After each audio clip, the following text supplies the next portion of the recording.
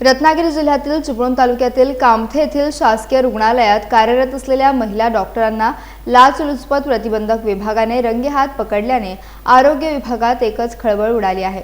Doctor Kanchan मदार असे या महिला डॉक्टरांचे नाव असून विशिष्ट प्रकारच्या औषधांच्या गोळ्या देण्यासाठी त्यांनी लाचेची मागणी केल्याचा आरोप आहे।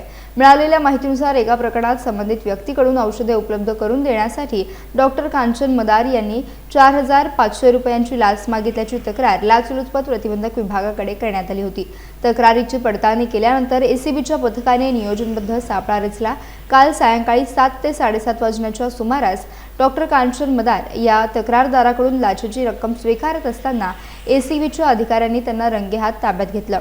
या कारवाईमुळे शासकीय रुग्णालयासह संपूर्ण आरोग्य विभागात मोठी खळबळ माजली आहे।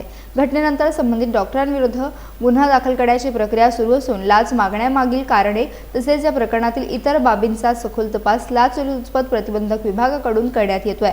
सरकारी रुग्णालयातील डॉक्टरच लाच स्वीकारताना पकडल्याने नागरिकांमधून संताप व्यक्त केला जात आहे।